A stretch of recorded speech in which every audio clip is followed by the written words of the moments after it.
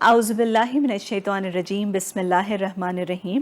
بزم عقیدت پروگرام میں آپ کی میزبان عروج ناز نظامی آپ کے ساتھ ہے موجود، اور جیسا کہ ہم سب جانتے ہیں کہ اسلام کی ترویج و اشاعت میں علماء کرام اور مشائخ کا اہم کردار رہا ہے۔ اور مشائخ کیا ہیں؟ یقیناً ہماری آج کی جو نوجوان نسل ہے وہ جاننا چاہے گی کہ مشائخ کیا ہیں۔ آج ہمارا جو موضوع گفتگو ہے بزم عقیدت میں وہ مشائخ اور مزارات کی جو حقیقت ہے اس کے حوالے سے آج ہم نے موضوع رکھا ہے بزم عقیدت میں۔ بہت کچھ جانیں گے۔ ہمارے ساتھ حافظ بلال قادری ہمارے ساتھ موجود ہیں، خوش آمدید کہنا چاہیں گے۔ السلام علیکم۔ وعلیکم السلام، جزاک اللہ۔ اور ان کے ساتھ ہی تشریف رکھتی ہیں ہماری مہمان ثنا خان صالحہ ہاشمی نظامی، اور نہایت پیاری سی آواز میں بہت پیارے پیارے کلام پڑھتی ہیں، تو واقعی آپ سمجھ کے سنیں تو آپ کو بہت مزہ آئے گا۔ تو اس کے ساتھ ہی جناب، جیسے کہ بلال صاحب آج ہم نے موضوع رکھا مشائخ اور مزارات کی حقیقت، تو میں یہ جاننا چاہوں گی، جیسے کہ ایک نیا بندہ ہے جس کو، یا ہم نوجوان نسل کی بات کریں یا چھوٹے بچوں کی بات کریں، تو ان کے سامنے اگر ہم ڈیفائن کریں کہ یہ مشائخ کی ڈیفینیشن کیا ہے، ان کی تعریف کیا ہے، تو آپ کیا فرمائیں گے؟ سب سے پہلے تو بہت شکریہ، آپ نے مجھے موقع دیا اس موضوع پر بات کرنے کا، جزاک اللہ۔ اور آمین۔ دوسری بات یہ کہ جو آپ نے سوال کیا کہ دور حاضر میں ہم نوجوان نسل کو، یا بچپن میں جو بچے ہوتے ہیں، یا کوئی ایسا نیا شخص جو دین اسلام سے نیا وابستہ ہوا ہو، اس کو ہم کیسے بتائیں کہ مشائخ اور یہ جو علماء ہیں ان کا کیا کردار ہے، ان کی کیا حیثیت ہے؟ تو اس کے لیے سب سے پہلا جو پارہ ہے سورہ بقرہ، اس کی پہلی شروع کی جو 2 آیات ہیں، اچھا، اسی کو اگر آپ پڑھیں تو اس میں ایک بہت پیارا نقطہ بیان کیا ہے، الذین یؤمنون بالغیب ویقیمون الصلاۃ ومما رزقناہم ینفقون، یعنی ایمان لائے وہ لوگ جو غیب پر، جی ٹھیک ہے۔ سب سے پہلی چیز تو آپ یہ دیکھیں کہ ایمان غیب پر وہی لائے گا جسے اللہ توفیق دے گا۔ بے شک، تو جب اللہ جسے توفیق دے دے وہ ظاہر سی بات ہے اسپیشل ہے۔ مطلب یہاں اگر آپ مجھے بلانے کے لیے سوچیں گے تو میں کوئی اسپیشل ہوں گا آپ کی نظر میں، تو بلائیں گے۔ اسی طرح سے اللہ تبارک و تعالیٰ اپنے فضل سے اپنے بندوں کو چنتا ہے، ورنہ دنیا کے اندر اگر آپ دیکھیں تو کم و بیش اربوں خربوں میں آبادی ہے، لیکن مسلمان 200 کروڑ یا 250 کروڑ کی تعداد میں ہے، تو یہ چنے ہوئے ہیں۔ اب ہر انسان کی اپنی حیثیت سے ایک درجہ بندی ہے۔ جی، اب اس میں علماء اور مشائخ کی جو ڈیفینیشن آپ پوچھنا چاہتے ہیں تو اس میں یہ ہوگا، مشائخ در حقیقت نکلا ہے شیخ سے، جی، ٹھیک ہے، اور علماء نکلا ہے عالم سے۔ صحیح، تو عالم کہتے ہیں اسے جسے علم ہو، اور علم وہ جو اللہ کا دین ہے اس کے متعلق، صحیح، ٹھیک ہے۔ اس کی طرح سے شیخ جسے کہتے ہیں، اس کو آپ بہت آسان الفاظ میں آج کل بچوں کے لیول پہ اگر آپ سمجھانا چاہیں تو انگلش میں ٹیچر، اردو میں استاد، عربی میں مرشد، اور فارسی میں مرشد، اور عربی میں شیخ۔ سبحان شیخ کی جمع ہو گئی مشائخ، علماء اور مشائخ۔ اچھا، ایک اس میں جو سب سے پیاری بات ہے وہ ہے یہ کہ جو شیخ ہوگا جی، وہ عالم ضرور ہوگا، صحیح، لیکن ہر عالم شیخ نہیں ہوگا۔ جی، یہ ایک سمجھنے والا نقطہ ہے۔ مطلب شیخ صرف تعلیم حاصل نہیں کرتا، جی، شیخ تعلیم حاصل کرنے کے ساتھ ساتھ تربیت بھی حاصل کرتا ہے۔ صحیح، جب تربیت پا لیتا ہے تو جس سے وہ تربیت پاتا ہے وہ اسے پھر اجازت دیتے ہیں، جسے عام طور پہ خلافت یا سند یا اجازت اس طرح کے الفاظ سے کیا کہتے ہیں پکارا بھی جاتا ہے، اور ایک عزت بھی دی جاتی ہے۔ اچھا، اس میں خلافتوں کی بھی 4 درجات ہیں، ایک خلافت اعزاز ہے، ایک خلافت مجاز ہے، ایک خلافت کبریٰ ہے، ایک خلافت صغریٰ ہے۔ جیسے ہر چیز کی درجہ بندی ہے، اسی طرح سے اس میں بھی درجہ بندی ہے۔ تو اس میں یہ کیا، کس طرح سے آپ اسے ڈیفائن کریں گے کہ اگر اعزازی خلافت ہے تو وہ کیا ہے؟ اعزازی خلافت آپ ایسا سمجھ لیں جیسے کسی کو آپ نے اعزازی PhD کی ڈگری دی ہو۔ جی جی جی جی، وہی سمجھ آیا بالکل۔ اور خلافت مجاز آپ ایسے کہہ لیں کہ ایک بچہ، اس کی اگزامپل ایسے لینے کہ میں واقعہ کوٹ کرتا ہوں، جب شیخ کی بات آ رہی ہے تو شیخ محی الدین عبد القادر جیلانی کا تذکرہ بنتا ہے۔ حضرت شیخ محی الدین عبد القادر جیلانی رحمۃ اللہ علیہ کی بارگاہ اقدس میں ایک ماں کا آنا ہوا، اور وہ دیکھتی ہے کہ میرا بچہ ایک طرف بیٹھ کے جو کی سوکھی روٹی کھا رہا ہے، اور خود غوث الاعظم جو ہے وہ گوشت کا سالن تناول فرما رہے ہیں۔ تو جو وہ سالن تناول فرما رہے تھے اس کو دیکھ کے ماں کے دل میں ایک تجسس اٹھا، تو کہا حضور آپ خود تو بہترین مرغ اور مسلم کھا رہے ہیں، اور میرے بچے کو آپ نے جو کی روٹی دی ہوئی ہے۔ تو غوث پاک نے ان کی بات سن کر جو گوشت وہ کھا رہے تھے وہ مرغے کا تھا، اس میں انہوں نے ہاتھ رکھ کے کہا کم باذن اللہ، جی اٹھ اللہ کے حکم سے، ٹھیک ہے۔ جب یہ بات کہی وہ جو تھا گوشت یہ کھڑا ہو گیا, بالکل سالم ہو گیا. اس کو ایک اللہ تعالیٰ نے زندگی بخشی, کیونکہ اللہ تعالیٰ, اب یہ بھی اس پہ بھی لوگوں کا ایک سوالات ہوتے ہیں کہ یہ کیسے ممکن ہے, یہ کیا کہتے ہیں عقل سے ماورا ہے, یہ ساری چیزیں. تو اس پہ بھی میں بات کرتا ہوں. جب اللہ کے نبی کی دعوت کی جا سکتی ہے, ایک غزوہ کے موقع پر اللہ کے نبی کی دعوت ایک صحابی نے کرنا چاہیے. اب وہ بیچارے اس دور میں جس وقت دین آغاز کا جو دور تھا وہ غربت کا دور تھا. صحیح. کیونکہ زیادہ تر اصحاب جو اپنا مال, اپنی آل, اپنی اولاد, اپنے سب کچھ معلوم ہوتا وہ چھوڑ کر دین حبیب کے لیے حاضر ہو گئے. بالکل. تو جب وہ حاضر ہوئے, اب ظاہر سی غزوہ پہ ایک صحابی کے دل میں ایک تمنا جاگی کہ میں اپنے نبی صلی اللہ علیہ وسلم کی, اپنے پیغمبر کی ایک دعوت کروں گا. انہوں نے نبی صلی اللہ علیہ وسلم کو جا کے دعوت دی. تو نبی صلی اللہ علیہ وسلم نے اعلان کیا, چلو بھائی فلاں نے ہم سب کی دعوت کی. اب پورا لشکر, سبحان اللہ, نبی صلی اللہ علیہ وسلم جب آئے تو صحابہ نے اپنی زوجہ سے کہا. تو زوجہ کہتی ہیں اب کیا کریں گے؟ تو انہوں نے کہا جنہوں نے یہ دعوت دی ہے میں انہی سے جا کے عرض کرتا ہوں. اچھا. انہوں نے جا کے نبی صلی اللہ علیہ وسلم کی بارگاہ اقدس میں عرض کی. تو نبی صلی اللہ علیہ وسلم نے کہا کھانا تیار ہے؟ تو کہنے لگے جی تیار ہے. تو نبی صلی اللہ علیہ وسلم نے اپنا لعاب دہن مبارک, سبحان اللہ, وہ نکال کے جو آٹا گندھا ہوا تھا وہاں لگایا اور تھوڑا سا لعاب دہن اس ہانڈی میں ڈالا جس میں وہ پکا تھا, اور کہا تھا کہ برتن مت اٹھانا اور کپڑا مت ہٹانا, تم پکاتے جانا سب کھاتے جائیں گے. واہ واہ واہ. ٹھیک ہے.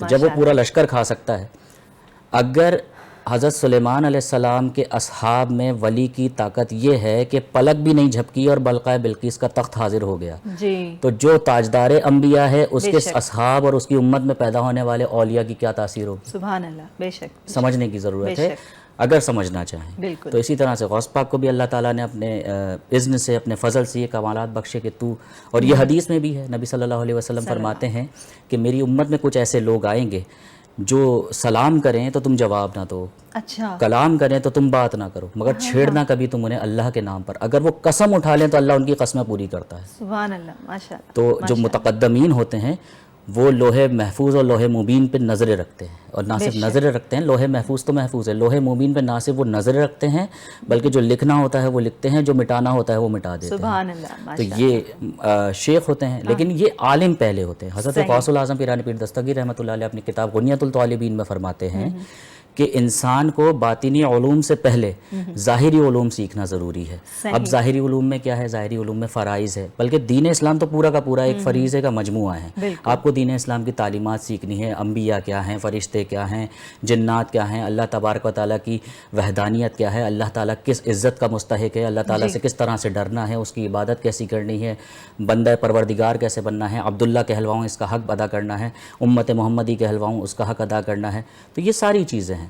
جب تک آپ ان چیزوں کو کتابی طور پر مطالعے کے اندر نہیں لائیں گے تو تب تک آپ, اب دور حاضر میں جو بگاڑ پیدا ہوا, لوگ ظاہری علم کو چھوڑ کے پہلی سیڑھی کو پار کیے بغیر ہی دوسری سیڑھی پہ قدم رکھتے ہیں کہ جی ہم پہ باطنی علوم جو ہے وہ افشا ہو گئے, جبکہ ایسا ممکن نہیں ہے. تربیت ضروری ہے. اب مثال کے طور پہ ایک آپ نے اکثر سنا ہوگا کہ جی باعمل شخص ہے, وہ باعمل شخص تبھی بنا جب اسے علم ہوا, جب علم ہی نہیں تھا تو عمل کس پہ کرتا؟ صحیح بات ہے, وہ باعمل بنا ہی تب جب وہ با علم ہوا. تو یہ ساری چیزیں ہیں, ان کو سمجھنے کی ضرورت ہے. اور دوسری چیزیں, اب اس طرف آپ چلی جائیں کہ جی غوث الاعظم نے جب یہ کہا, اس والدہ کے سوال کا جواب کیا بنا؟ تو غوث الاعظم نے کہا کہ دیکھو تم نے سوال کیا کہ تمہارا بیٹا جو کہ سوکھی روٹی کھا رہا ہے اور میں یہ کھا رہا ہوں, جس دن تمہارا بچہ اس کمال کو پہنچے گا وہ بھی یہی کھائے گا انشاءاللہ. صحیح بات. تو یہ تربیت ہے, اور اس تربیت کے لیے آپ کو تلاش جاری رکھنی ہوتی ہے, کیونکہ آقا غلام چنتا ہے, غلام اپنے آقاؤں کو نہیں چنتا.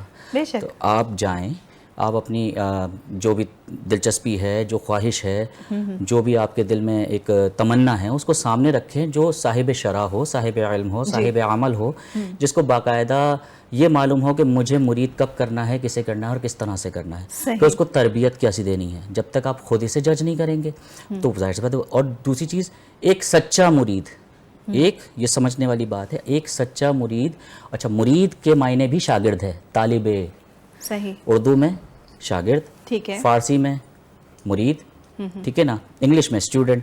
تو یہ اسی طرح سے سمجھ لیں کہ میں نے ایک طالب علم کی حیثیت سے کسی شیخ کا دامن تھاما، اس سے تربیت پا رہا ہوں. اب وہ ظاہری ہے یا باطنی ہے، یہ میرے اوپر منحصر ہے کہ میں کس درجے کی سوچ رکھتا ہوں اور کس درجے کا علم رکھتا ہوں. بالکل بالکل، سبحان اللہ، ماشاء اللہ. بہت سیر حاصل گفتگو فرما رہے ہیں حافظ بلال قادری، اور مشائخ اور مزارات کی کیا حقیقت ہے اس کے حوالے سے آج ہم گفتگو کر رہے ہیں. صالحہ ہاشمی نظامی ہمارے ساتھ تشریف رکھتی ہیں، اور آپ جیسے کہ ان کو پہلے بھی پروگرامز میں سن چکے ہیں، اور نہایت خوش الحانی اور بہت عقیدت کے ساتھ نعت رسول مقبول صلی اللہ علیہ وآلہ وسلم پیش کرنے کی سعادت حاصل کرتی ہیں. تو صالحہ اس وقت کیا سنا رہی ہیں ہمیں؟ مولانا جامی رحمۃ اللہ علیہ کا کلام تنم فرسودہ جہاں پارا. واہ واہ، سبحان اللہ، بسم اللہ کیجیے گا.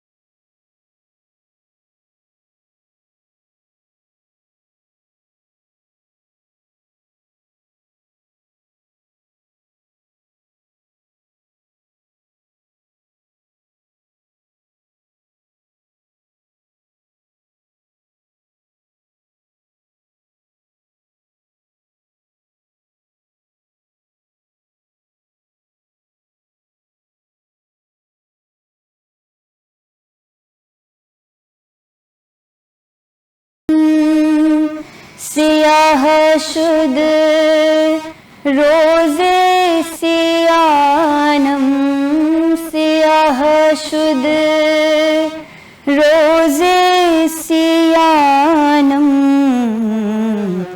پشیمانم پشیمانم پشیمان، یا رسول اللہ پشیمانم پشیمانم پشیمان،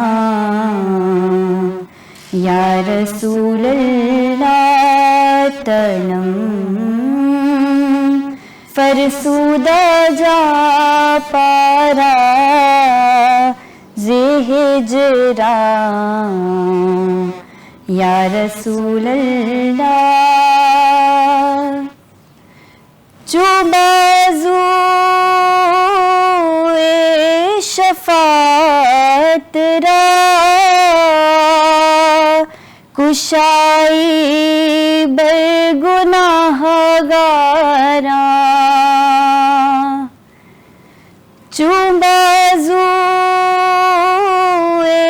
شفاعت را کشائی بر گناہگاراں، مکن محروم جامیرا، مکن محروم جامیرا دراں،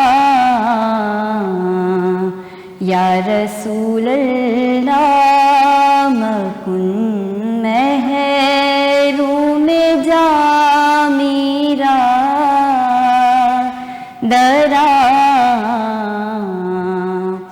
یا رسول اللہ تنم فرسودہ جاں پارا ہجران، یا رسول اللہ دلم پژمردہ وارا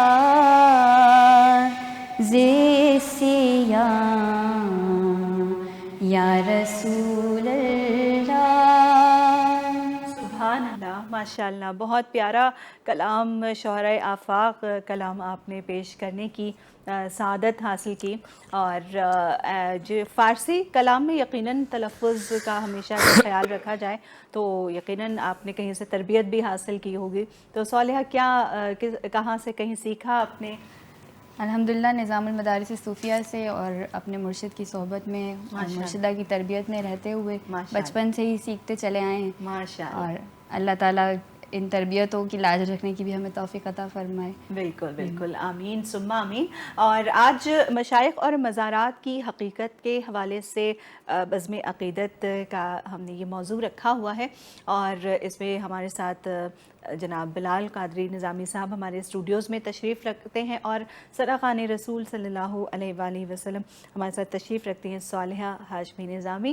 اور وقت ہوا چاہتا ہے یہاں پر ایک وقفے کا، اور وقفے کے بعد ہم پھر سے آتے ہیں. دیکھتے رہیے بزم عقیدت. خوش آمدید کہنا چاہیں گے بزم عقیدت پروگرام میں. عروج ناز نظامی آپ کے ساتھ موجود، اور ہمارے ساتھ جناب بلال قادری نظامی صاحب ہمارے اسٹوڈیوز میں تشریف رکھتے ہیں، ہمارے اسکالر.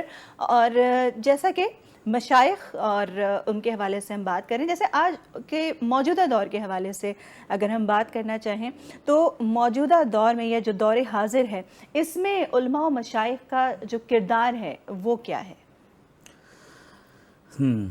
دیکھیں، سب سے امپورٹنٹ چیز جو سمجھنے والی ہے، جیسے کہ میں نے اس سے پہلے بھی وضاحت کی جی کہ ظاہری علم باطنی علم سے پہلے ہے. صحیح. تو جب آپ ایک ایسی امت میں داخل ہیں جس میں خود نبی فرمائے صلی اللہ کہ انا مدینۃ العلم وعلی بابوہا، اور سلاسل میں 4 سلسلے ہیں: قادری، نقشبندی، سہروردی اور چشتی، جی جس میں سے نقشبندی حضرت ابوبکر صدیق کی طرف منسوب کیا جاتا ہے، باقی 3 سلاسل حضرت علی کی طرف نکلتے ہیں. سبحان اللہ. تو جو حضرت علی کی طرف اپنی نسبت کو منسوب کرتے ہیں تو ذرا وہ سوچیں کہ جس کی ہم امت ہے وہ خود کہہ رہا ہے کہ انا مدینۃ العلم وعلی بابوہا، جو ہستی یہ بات کہہ رہی ہے جی وہ خود کتنا علم رکھتی ہوگی، اور جس علی کو وہ اس شہر کا دروازہ بتا رہے ہیں وہ شہر کا دروازہ کتنا علم والا ہوگا. صحیح. تو یہ ساری چیزیں دور حاضر میں علماء کو سمجھنے کی ضرورت ہے. اچھا، اب آتی ہے علماء اور مشائخ کے کردار کی بات. جی تو جتنے بھی ادوار میں علماء اور مشائخ گزرے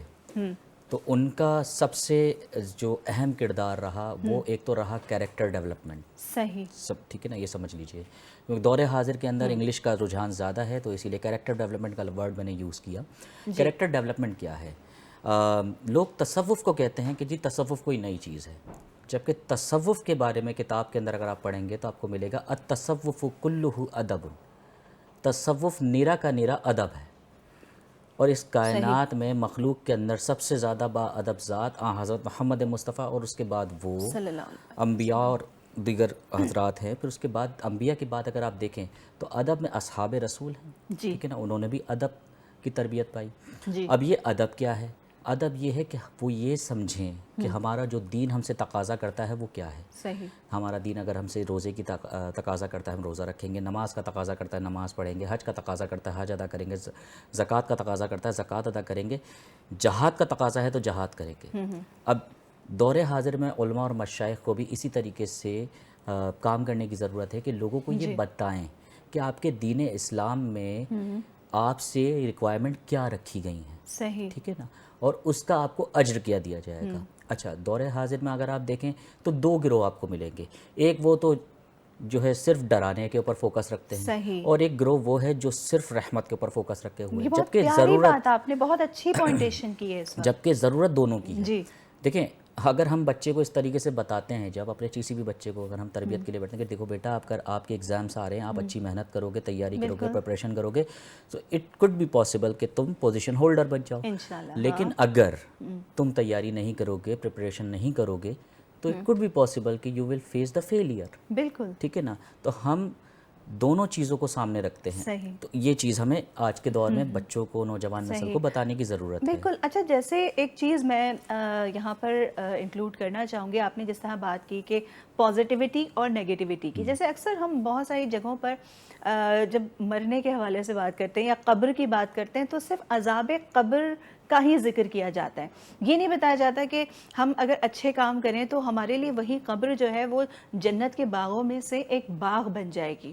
اور اللہ تعالیٰ یعنی کہ موت کا جو وقت ہے اس سے ہمیں یہی ڈرایا جا رہا ہوتا ہے نا کہ بس صرف جہنم ہے, آگ ہے, لیکن اس میں ایک اور چیز کہ ہم اپنے رب سے ملنے جا رہے ہوتے ہیں. جب انتقال ہوتا ہے انسان کا تو وہ اپنے رب سے ملاقات کرتا ہے, تو وہ تو ایک ہمیں خوشی خوشی موت کی طرف جانا چاہیے کہ نہیں ہمیں قبر میں جانا ہے, ہمیں قریب ہونا ہے موت کے. ہم موت سے ڈر رہے ہوتے ہیں, جبکہ جیسے کہ جو قبر کے جو یعنی جو روح قبض کرنے والا فرشتہ ہے یا انسان کی قبر جو ہے وہ 70 بار انسان کو ایک دن میں پکارتی ہے. تو وہی ہمیں ایک بس ڈر اور خوف سا محسوس ہوتا ہے. میں آپ کو بتاتا ہوں اصل میں اس کو بھی بیان کرنے کے لیے بہت سے لوگ کر بھی رہے ہیں, بہت سے لوگوں کو اس پر کام کرنے کی ضرورت ہے. ایسا نہیں ہے کہ ایک کثیر تعداد صرف خوف پر ہے, ایک کثیر تعداد صرف رحمت پر ہے. صحیح, اس میں بھی ریشو ہے. تو آپ اس طرح سے سمجھیں کہ جیسے آپ نے کہا کہ قبر میں ہم اللہ سے ملاقات کرنے جا رہے ہیں, تو بیسیکلی دیکھیں ملاقات جو انسان کی اپنے رب سے ہے وہ تو ہوگی جنت میں. اچھا ٹھیک ہے, پہلی چیز. اچھا, قبر سے ڈرتا کیوں ہے بندہ, وہ یہ سمجھ لیجئے. اصل میں بتایا یہ جاتا ہے کہ مومن کے لیے دنیا قید خانہ ہے. صحیح. اور موت مومن کے لیے آزادی ہے. جی. اب بندے کو آپ نے یہ تو بتا دیا کہ بھائی مومن کے لیے موت قید خانہ ہے, کب موت جو ہے آزادی ہے. اب دنیا کے اندر وہ اس قید خانے میں جیے گا کیسے؟ صحیح. تو اس کو سمجھنے کے لیے آپ سورہ یوسف کا مطالعہ کر لیں. سورہ یوسف میں حضرت یوسف علیہ السلام کو جب ایک ایسے الزام میں جو انہوں نے کیا نہیں تھا, 7 سال کا ایک زندان انہوں نے گزارا, تو جب وہ وہاں انٹر ہوئے تو وہاں پر آلریڈی کچھ قیدی موجود تھے. اور ان قیدیوں کی پھر حضرت یوسف علیہ السلام نے تربیت کا آغاز کیسے کیا؟ جب وہ دیکھتے ہیں کہ جی یہاں پر تو گند پڑی ہے, مطلب کوئی صفائی ستھرائی کا خیال نہیں ہے. حضرت یوسف علیہ السلام شروع ہوئے اور خود جو ہے نا انہوں نے صفائی کا آغاز کرا. تو قیدیوں نے آ کے پوچھا کہ آپ یہ کیوں کر رہے ہیں یہاں پر؟ تو کہنے لگے کہ بھائی دنیا بھلے ہی مسافر خانہ ہے, میں مفہوم بتا رہا ہوں, لیکن رہنے کا تقاضا یہ ہے کہ ہمارے نبی صلی اللہ علیہ وسلم نے فرمایا نا صفائی نصف ایمان ہے. تو اسی طرح سے تعلیمات بتانی ہوتی ہیں. مومن بندہ کیسے ہے؟ مثال کے طور پہ آپ کہیں کہ جی میں مسلمان ہوں, ٹھیک ہے آپ مسلمان ہیں, لیکن اب بات آتی ہے کہ مومن, تو جی مومن کون ہے؟ مومن وہ ہے جو اللہ کے بتائے ہوئے دین پر, اللہ کے نبی کے بتائے ہوئے طریقوں کے مطابق چلتا ہے. جب وہ مومن بنتا ہے تو جب وہ قبر میں جاتا ہے, انتقال کہتے ہیں منتقل ہونے کو, جگہ تبدیل ہونے کو. جگہ اس کی تبدیل ہوئی, وہ ظاہری حیات سے نکل کر ایک ایسی زندگی میں چلا گیا جس کے بارے میں کہا جاتا ہے آپ کو اس کا شعور نہیں ہے. اور انسان کے 4 درجے ہیں, ٹھیک ہے نا, مرنے کے بعد جو اسے 4 درجے دیے. سورہ انساء آیت نمبر 69 کے اندر اگر آپ ترجمہ پڑھیں تو اللہ تعالیٰ فرماتا ہے کہ کتنے ہی اچھے ساتھی ہیں یہ لوگ جو کہ اللہ کی راہ میں قتل کیے گئے, جان نثار کر دی. شہداء ہیں, صالحین ہیں, صدیقین ہیں, انبیاء ہیں. انبیاء کا درجہ سب سے بڑا, اس کے بعد صدیقین کا, پھر شہداء کا, پھر صالحین کا. اب صالحین کسے کہتے ہیں؟ نیک آدمی, بہت آسان الفاظ میں. اب آپ نے نیک آدمی کس طرح سے بننا ہے؟ جی نیک آدمی کا سمپل سا فلسفی, جس چیز سے اللہ ناراض ہوتا ہے اس سے رک جاؤ. صحیح. جس چیز سے اللہ کا نبی روکے اسے رک جاؤ. صحیح. جس چیز کی اللہ کا نبی اجازت دے وہ کرو, جس چیز سے اللہ راضی ہو وہ کام کرو.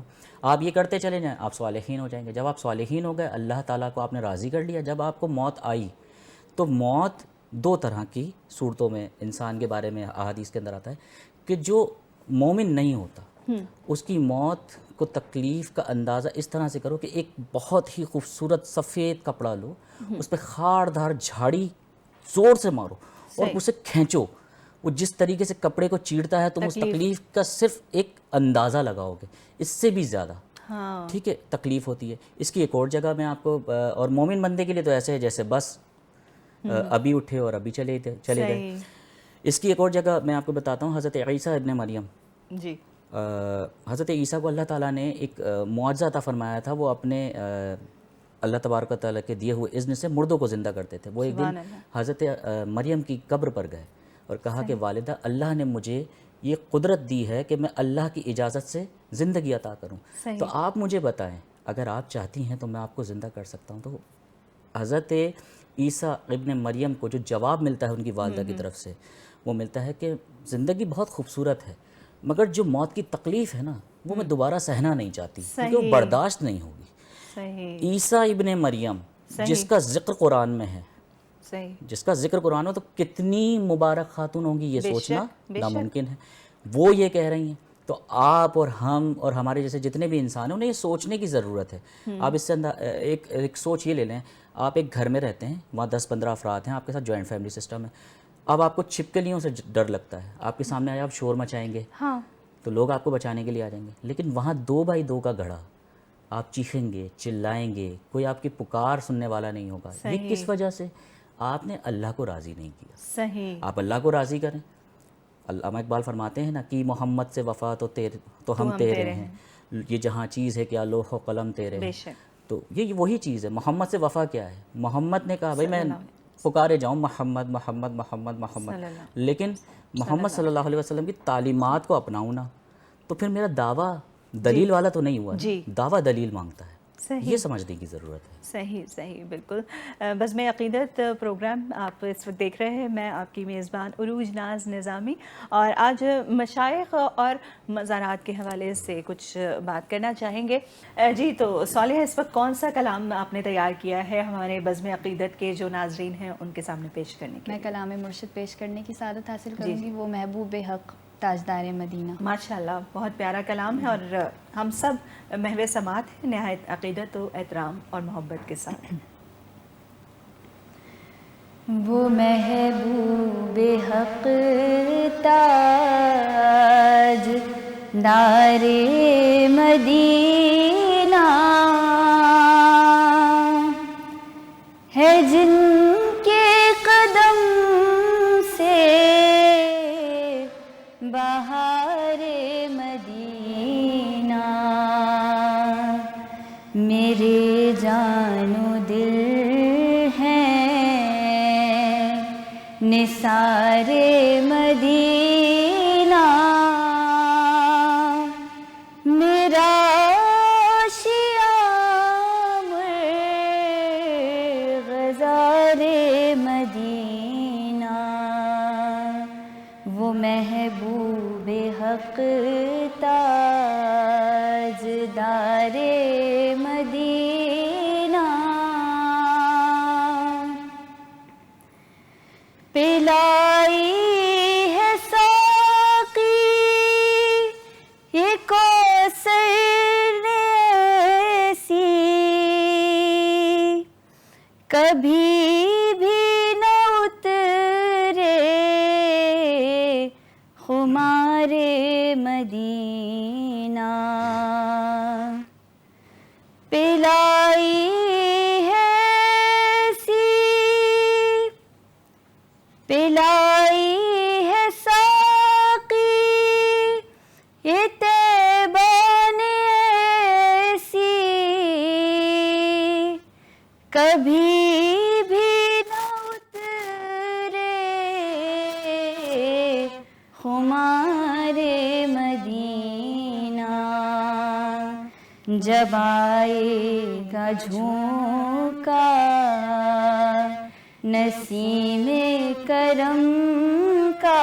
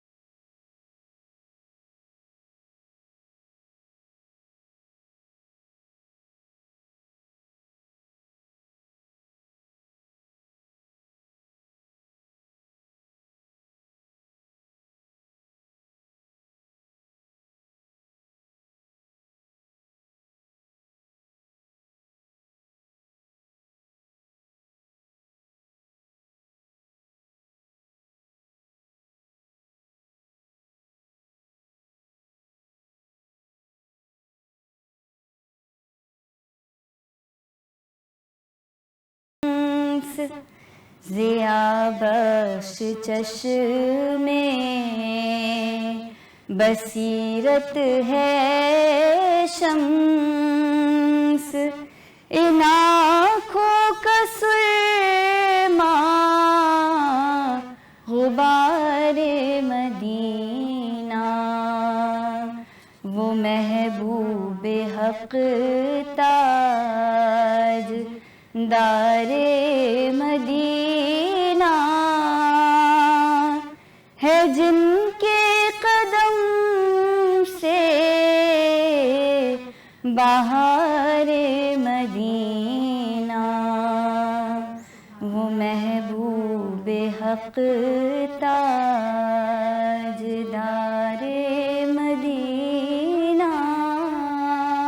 سبحان اللہ، ماشاء اللہ، نہایت خوبصورت انداز سے نعت رسول مقبول صلی اللہ علیہ وآلہ وسلم پیش کرنے کی سعادت حاصل کر رہی تھی صالحہ ہاشمی نظامی، اور اس کے ساتھ ہی بزم عقیدت میں وقت ہوا چاہتا ہے ایک بریک کا، اور بریک کے بعد پھر سے واپس آتے ہیں اور اس موضوع کو جو کہ مشائخ اور مزارات کی حقیقت کے حوالے سے ہے اس کو کنٹینیو کریں گے، دیکھتے رہیے۔ جی محترم ناظرین، ایک بار پھر سے آپ کو خوش آمدید کہنا چاہیں گے بزم عقیدت پروگرام، اور موضوع ہمارا جیسا کہ میں آپ کو بار بار بتا رہی ہوں کہ مشائخ اور مزارات کی حقیقت کے حوالے سے، اور ہمارے ساتھ بلال قادری نظامی صاحب ہمارے اسٹوڈیوز میں تشریف رکھتے ہیں۔ اس وقت جو سوال میں آپ سے کرنا چاہیے، یہ خود ایک موضوع ہے ایکچولی، تو یہ کیا ہے کہ مزارات کیا ہیں اور ان کا ادب و احترام کس طرح سے ہونا چاہیے، تو اس حوالے سے کچھ گفتگو فرمائیے۔ مزار بیسیکلی جیسے کہ ابھی تھوڑی دیر پہلے ہم نے پوچھا کہ قبر میں موت جی مومن کے لیے اور غیر مومن کے لیے، تو مومن کے لیے آپ ایسے سمجھ لیں کہ علماء کرام نے اور اکابرین نے استدلال لیا کہ ورفعنا لک ذکرک، ہم نے تمہارے لیے تمہارے ذکر کو بلند کر دیا۔ لوگ اس طرح تو کہتے ہیں کہ یہ تو اللہ کے نبی کے لیے اللہ نے فرمایا، تو اسی طرح سے استدلال قرآن کی ایک آیت ہے فَاذْكُرُونِی أَذْكُرْكُمْ، تم میرا ذکر کرو میں تمہارا ذکر کروں گا۔ تو جن لوگوں نے یہاں پر اللہ کے ذکر سے ایک لمحہ بھی غافل ہوئے بغیر زندگی گزاری، جی اللہ تعالیٰ نے ان کو اس دنیا فانی سے رحلت فرمانے کے بعد اپنی مجلس کے اندر ایک ایسا مقام دیا جس کا چرچا دنیا میں بھی ہے۔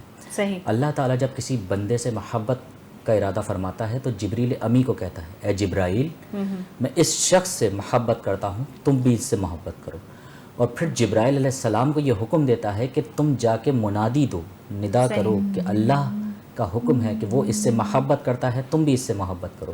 پھر جبریل امی یہ اعلان آسمان والوں میں کرتے ہیں، پھر زمین والوں میں کرتے ہیں، تو جو زمین والوں میں اعلان ہوتا ہے اس کو آپ ظاہری آنکھ سے اس طرح سے دیکھتے ہیں کہ جو مزارات پہ موجود ہیں۔ اچھا، اس میں کچھ جو دور حاضر کے اندر ظاہر سی بات ہے مسائل تو ہر دور میں ہر اعتبار سے ہوتے رہے، آج کے دور میں بھی موجود ہیں۔ اس ایک مسئلے کی وجہ سے تمام مزارات کو بے ادبی کے زمرے میں لانا یہ مناسب نہیں ہوتا۔ ایک بندہ جس کی زندگی کے بارے میں روشن پہلو ہیں کہ اس نے 99 لاکھ مسلمان کیے، ایک شخص کا مزار ہے بغداد کے اندر جس کے جو طالب علم تھے، جو مریدین تھے، وہ صلاح الدین ایوبی کے لشکر کے سپاہی بنے۔ ایک ایسی ہستی جس نے اجودن میں آ کے پاک پتن بنا دیا، ایک ایسی ہستی جس نے دہلی کو قطب الدین بختیار کاکی نے جب آئے تو وہاں قطب مینار بنایا گیا ان کی یاد میں، سلطان التمش کی سلطنت میں۔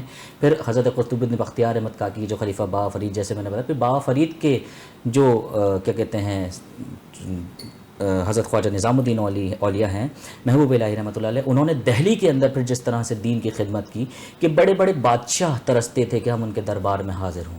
صحیح۔ ایک بادشاہ ہے علاء الدین خلجی، تاریخ کے اندر لوگ پڑھتے بھی ہیں، اور یہ وہ بادشاہ ہے جس نے منگولوں کو 2 دفعہ ہرایا تھا جس وقت منگولوں کا عروج تھا۔ صحیح۔ اس نے 2 دفعہ منگولوں کو ہرایا تھا، یہ وہ بادشاہ تھا۔ تو اس بادشاہ نے حضرت خواجہ نظام الدین اولیاء محبوب الہی کی جناب میں عرضی لکھ کر بھیجی حضرت امیر خسرو کے ذریعے یا اپنے کسی قاصد کے ذریعے کہ میں آپ کی خانقاہ میں آنا چاہتا ہوں۔ تو نظام الدین اولیاء نے کہا کہ نہیں، تم نہیں آ سکتے۔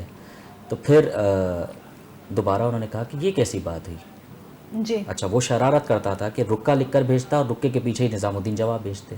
تو نظام الدین نے جب دوسرا سوال اس کا دوبارہ آیا تو نظام الدین نے لکھ کر بھیجا کہ اللہ کی زمین بڑی وسیع ہے اور فقیر کے در کے 2 دروازے ہیں، اگر تم ایک دروازے سے آؤ گے میں دوسرے دروازے سے نکل جاؤں گا۔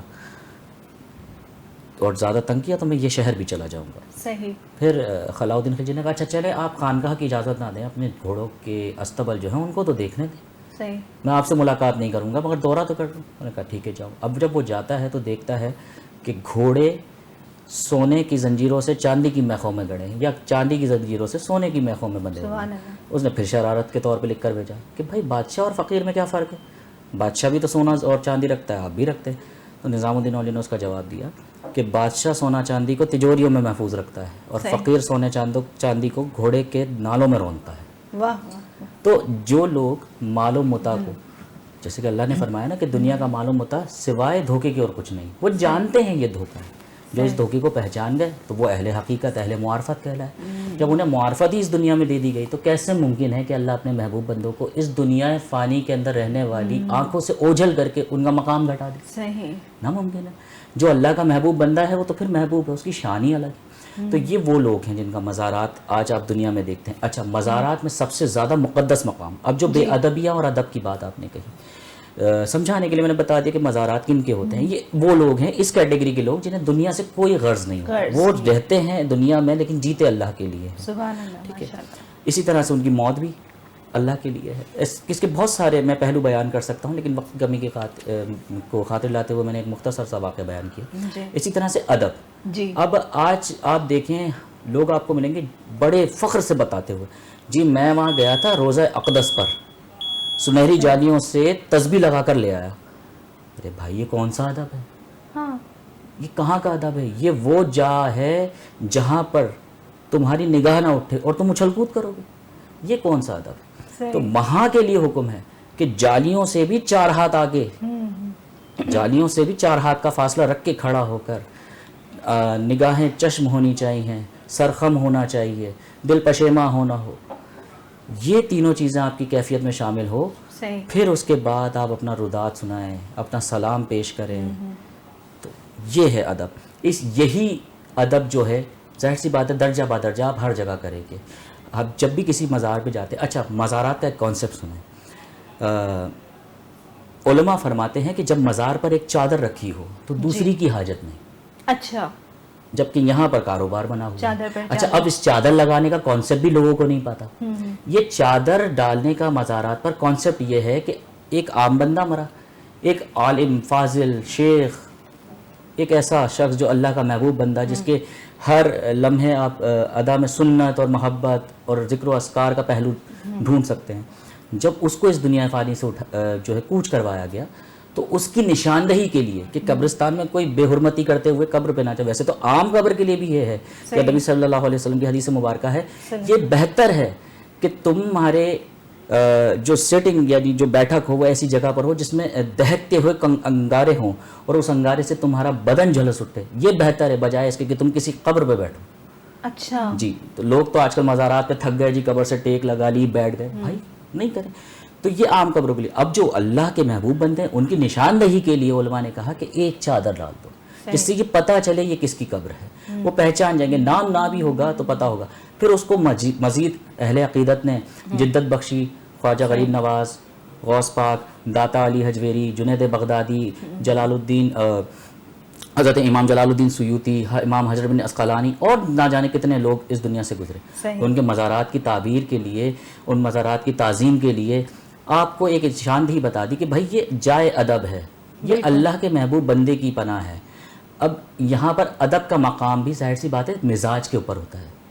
میں نے ایک پروگرام میں ایک دفعہ ذکر کیا تھا کہ حضرت ابو ایوب انصاری نبی صلی اللہ علیہ وسلم کی تربت اقدس سے لپٹ کر بیٹھے ہوئے تھے کہ حکم بن مروان نے جب پکارا وہ پلٹے تو حکم بن مروان کانپ اٹھا. یہ مزاج تھا ان کا. تو ان کا یہ کیا کرتا تھا, کہنے لگے میں کسی کا پتھر سے نہیں لپٹا جو میرا رونا نہ سنے, میں اس سے لپٹا ہوں جو میرا سنتے بھی ہیں میرا جواب بھی دیتے ہیں. تو مزاج ہے. ظاہر سی بات ہے اب اگر ایک بندے کو ایک جگہ سے نہیں ملا, خواجہ غریب نواز کے متعلق ویسے تذکرہ کرنا میں چاہوں گا لیکن بڑا اعتدال کے ساتھ, کیونکہ بادشاہ اکبر کو لوگ بہت کم جانتے ہیں. ایک آپ نے سنا ہوگا مکتوبات ربانی کر کے مکتوب ہے, اس کے جو مصنف ہیں انہیں شیخ احمد سرہندی رحمۃ اللہ علیہ کہتے ہیں. یہ وہ تھے جنہوں نے اکبر بادشاہ کے خلاف جہاد کیا تھا, قلمی جہاد, کیونکہ اکبر بادشاہ نے دین اکبر ہی لے کر آیا تھا. صحیح. لیکن اکبر بادشاہ جب تک یہ بگاڑ نہیں آیا تھا اور کیا کہتے ہیں وہ جب اپنی اولاد کے حصول کے لیے جاتا تھا تو اس نے بھی خواجہ غریب نواز کی درگاہ پہ حاضری دی تھی. اور آج جو خواجہ غریب نواز کی درگاہ پہ خاندان موجود ہے جو ہر دن ڈیوٹی دیتا ہے, اس وقت اس نے 7 خاندانوں کی ڈیوٹی لگائی تھی کہ ایک دن 24 گھنٹے یہ خاندان ڈیوٹی دے گا. آج بھی انہی کی آل اولاد ہے. اچھا, تو یہ انہیں گدی نشین کہتے ہیں. صحیح. تو یہ لوگوں کو مقام و منزلت ان کے اعمال کی وجہ سے اللہ دیتا ہے. صحیح. یہاں بھی دے گا بے شک, اور ابدی زندگی میں بھی دے گا. بے شک, بے شک. یہ سارے معاملات ہیں جو آج کل سمجھنے کی ضرورت ہے. بالکل. اس کے ساتھ ہی مشائخ اور مزارات کی حقیقت کے حوالے سے جو آج ہم نے موضوع رکھا, اور یقیناً یہ وسیع موضوع ہے, اور کسی اور نشست میں بھی ہم ضرور اس موضوع پر گفتگو کے لیے بلال قادری صاحب کو انوائٹ کریں گے. اور آج کے اس بزم عقیدت سے بلال صاحب آپ کی آمد کا بہت شکریہ. مصروفیات میں سے بہت قیمتی وقت آپ نے نکالا. صالحہ آپ کا بھی شکریہ کہ پروگرام میں تشریف لائیں آپ. اور اس کے ساتھ ہی جیسے کہ علماء مشائخ کا ذکر ہو رہا ہے, مشائخ کا, تو سلطان المشائخ حضرت نظام الدین اولیاء رحمۃ اللہ علیہ کا ایک ملفوظہ آپ کے ساتھ شیئر کرنا چاہوں گی کہ جسے دیکھو اسے اپنے سے بہتر سمجھو, اگرچہ تم اطاعت گزار ہو اور وہ گناہ گار ہو سکتا ہے کہ یہ تمہاری آخری اطاعت ہو اور اس کا آخری گناہ. اس کے ساتھ ہی اس خوبصورت سے ملفوظے کے ساتھ ہی عروج ناز نظامی کو دیجیے گا بزم عقیدت پروگرام سے اجازت. اللہ حافظ.